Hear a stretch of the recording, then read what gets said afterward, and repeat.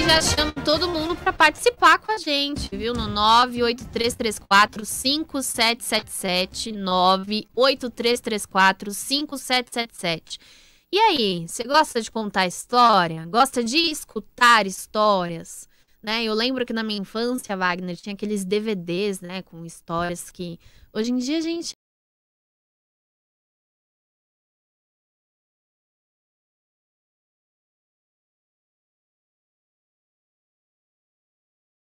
as histórias das princesas da Disney na infância, era super legal, super o áudio, né, tudo muito produzido, o podcast já existia aí há bastante tempo, a gente deu outro nome hoje em dia. 6h53, vamos lá, Wagner, contar história para as crianças reduz o estresse delas, olha só, ajuda a melhorar o humor e contribui com a aprendizagem.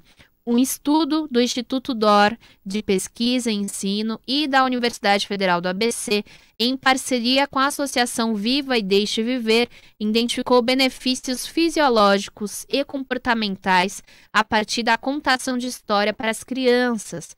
Pesquisas como esta são importantes em um país no qual 2.400.000 crianças entre 6 e 7 anos não aprenderam a ler e escrever durante a pandemia. Vale lembrar, gente, que essa é a faixa etária aí que as crianças deveriam aprender a ler e escrever. Segundo esses dados, né, segundo a ONG Todos pela Educação, que coletou dados do IBGE de 2021.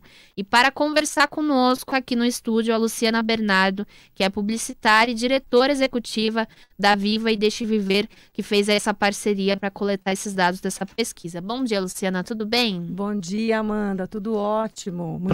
Prazer receber você, Luciana. Muito obrigada. Prazer é todo meu. Luciana, a primeira pergunta é quais os principais benefícios aí da contação de histórias nas crianças, né, contadas pela pesquisa? Bom, como você mesma já citou, né, acho que os principais, eu diria, em termos científicos, é, de fato, o nível de cortisol baixar, que é o hormônio do estresse, e o nível de ocitocina subir, que é o hormônio do amor. Então, em 81 crianças, essa pesquisa foi aplicada, crianças internadas na UTI, e onde eram 2 grupos. O primeiro era um grupo de adivinhação e o segundo das narrativas, da contação de histórias. Então, colheu-se saliva 30 minutos antes da contação e 30 minutos posteriormente à contação de histórias. E foi aí que foi feita a análise. Na contação, o efeito foi 2 vezes mais expressivo. Ou seja, a gente já tinha, né, como contador de história, esses relatos, essas impressões, enfim, a gente acompanhava já. Mas quando a gente comprova cientificamente, isso é muito importante para a gente. Eu digo a gente, os contadores de história como um todo, representando, né, a Viva, os contadores como um todo. Porque hoje se fala muito em práticas integrativas. O próprio SUS tem aprovado mais de 28 práticas hoje em dia, e eu diria que a contação de histórias, ela se encaixa também como uma prática onde vai haver essa melhora no tratamento e, consequentemente, no bem-estar, e ajuda a criança a responder melhor e, às vezes, até impacta, Amanda, na economia, né? Reduzindo o tempo de internação. Olha que bacana. E vocês chegaram a essa conclusão com base nesse estudo da saliva? Exatamente, foi uma pesquisa que já há um tempo, né, foram 2 anos para ela se concretizar, e em junho do ano passado ela foi publicada, inclusive num dos periódicos científicos internacionais mais renomados, que é o PNAS, e a gente tem muita satisfação em divulgar e dizer, conte histórias para as crianças, não somente em hospitais, mas em todos os outros âmbitos. Eu vou abrir uma enquete aqui momentânea, aproveitando o nosso bate-papo com a Luciana Bernardo, publicitária, diretora executiva da Vive e Deixe Viver, 983345777. Você que está ouvindo a gente aí, você conta história para o seu filho? Você conta história para sua filha? Você tem tempo para isso? Você sente uma resposta diferente quando isso acontece dentro da sua casa? Você sente uma resposta diferente da criança? Você sente que a criança fica mais amável, menos estressada? Isso vai ao encontro de todos esses indicadores que a pesquisa que a Luciana está citando para a gente e trouxe. Então manda um áudio para a gente, manda uma pergunta para a Luciana, né? A gente está aberto. E aí vai surgir aquele velho problema, Luciana, né? Muitos pais vão dizer para a gente que eles não têm tempo para contar a história e tem um problema também. Muitos brasileiros, os filhos têm uma alfabetização maior do que os pais. E aí? E aí que todo mundo aprende. E aí que mesmo na história mais anedótica, mais interiorana, mais, entre aspas, né? O ser humano é nato na contação de histórias, Isso. né? Você não necessariamente precisa abrir um livro para contar uma história, né? Contar a história, relatos da sua própria vida, da sua infância, isso já remete também, né? Então, a gente sabe que tem muitas narrativas interessantes que, às vezes, não saem nem dos livros. Óbvio que o livro ele tem um contexto mais interessante, porque ele foi escrito por um autor, enfim. Mas você, na impossibilidade até de ler ou ter os livros, você pode sentar, como os índios faziam, e contar histórias ali. E saem muitas histórias interessantes, inclusive. Que legal, né, Wagner? A Laura Dionísio está contando aqui no Facebook que ela ama história, mandou um beijo pra gente e disse que na Semana Santa o pessoal tinha o hábito de usar o disco da Narração de Cristo, né? Em Pernambuco, ela conta que isso era muito comum lá, né? Conta, Amanda. Vamos lá, Wagner, você comentou aí sobre uma das problemáticas, né, que é quando os pais não sabem ler e aí as crianças sabem ler e tudo mais. E aí eu tenho outra pergunta aqui, Luciana, vamos lá. Muitos pais não têm grana, né, para comprar um livro físico para os pequenos. Existe uma saída para eles? Hoje em dia existem muitas maneiras, né, de se conseguir a história, a literatura com baixo custo, ou mesmo gratuitamente. A própria Viva e Deixe Viver tem um site que é o Bisbilhoteca Viva, tudo junto. Opa, vamos lá. Bisbilhoteca viva.org.br. Ali você consegue baixar várias histórias gratuitamente, né? A gente tem um acervo aí de histórias digitais e é só entrar, um conteúdo riquíssimo, e tá todo mundo convidado para entrar e baixar as histórias, não somente lidas, mas também narradas.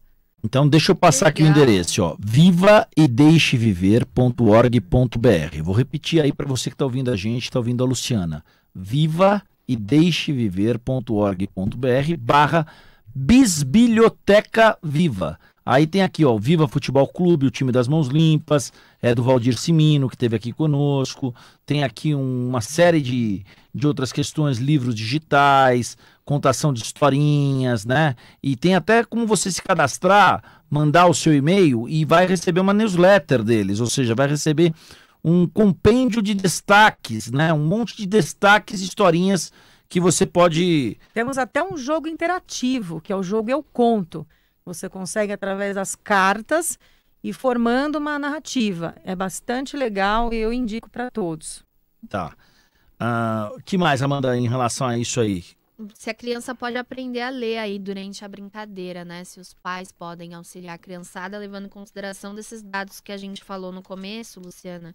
2.400.000 crianças entre 6 e 7 anos não aprenderam a ler e escrever durante a pandemia. Sim, é possível. A criança pode aprender a ler durante a contação de história.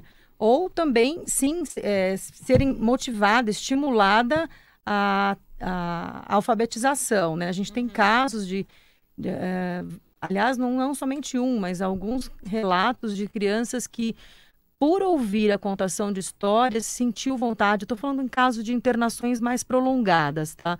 Até de crianças que moram, né, durante meses, até anos no hospital. Então, ela, de ouvir a história, ela tem vontade de aprender justamente para poder ler os seus livros, Sim. quando tiver vontade, né? Ou, melhor ainda, muitas acabam aprendendo para contar para os pais, para ler para os pais, né? O interesse nessa idade, nessa primeira infância, é muito grande. E eles ficam aguçados, olhando principalmente as menorzinhas, as ilustrações, a fim de descobrir o que é que está por trás dessas letrinhas que eu não consigo entender. Então, é muito interessante. E Para uma geração que é hiperconectada como a nossa, Luciana, como estimular a leitura aí nas crianças? Então, essa história da celular. hiperconexão é uma concorrência muitas vezes desleal.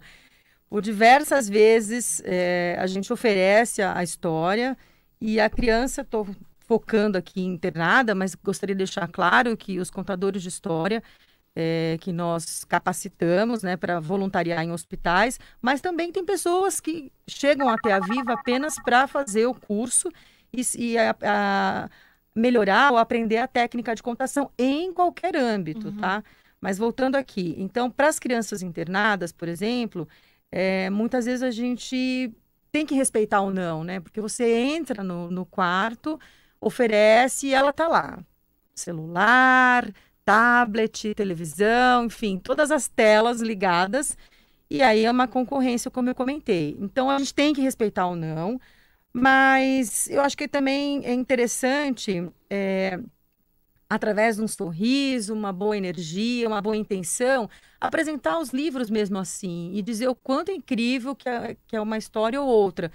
E vou contar para você, viu? Muitas vezes dá certo. Então, assim, a gente, nesse momento, consegue que ela desligue, que ela pause, até dizendo, olha, eu fico aqui com você e daqui a pouco você volta para sua tela. Mas é realmente complicado. Até dentro de casa, eu tenho uma filha e muitas vezes eu falo, vamos ler uma história e para poder tirar o celular é realmente uma complicação. Difícil, né? Difícil. Difícil. Eu tenho uma de 15, você tem uma de 11. Olha aí que beleza. Né? Que coisa.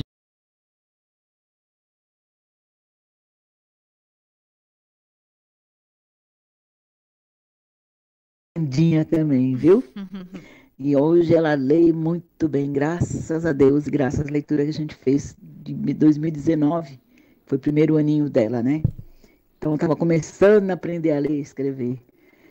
Hoje, faz letra cursiva, letra de forma, ler, que é uma beleza. Ela está ajudando a professora a ler, porque na sala dela tem alunos que não sabem ler, não sabem escrever, não sabem contar de 1 até 10. Hoje ela é ajudante da professora. Olha Tá? que beleza. E a minha filha recebeu os parabéns. Ela, agradeço a minha mãe, agradeço a vovó. Falei, tá bom. Beijo, amo vocês. Tá aí, né? Você tá Completar falando. minha Que mãe. maravilha, não? Esse exemplo. E a questão do estímulo, né? Quando você dá corda, a pessoa vai. E existem várias formas de estimular as crianças, viu? Usando a imaginação. A Viva mesmo oferece diariamente em 2 momentos do dia, manhã e tarde, das 10 às 12 e das 15 às 17, segunda a sábado, contação de histórias por meio de uma plataforma digital, onde os participantes, crianças e, no caso, adultos também, interagem, aprendem e se divertem. Quais são os horários, Luciana? Das 10 às 12 horas É. e das 15 às 17. Lá no site da Viva também tem o link para o Viva On. É uma plataforma digital. Diariamente você tem ali contador de história. Além do Viva On, temos também todo último domingo do mês as Domingueiras de História. É um grande sarau com direito a histórias temáticas, regionais, multiculturais, justamente por contar com contadores de diversas partes do país. Que legal. Portanto, Amanda, obrigado, Luciana, pelo bate-papo, obrigado pela atenção, por ter vindo ao estúdio. Luciana Bernardo, publicitária, diretora executiva da Viva e Deixe Viver. Gente, tem no site da Viva e Deixe Viver, que é vivaedeixeviver.org.br, tem lá uma área especificamente para vocês encontrarem histórias, para vocês contarem essas histórias para os seus filhos. Vale a pena vocês acessarem Viva e Deixe Viver, né?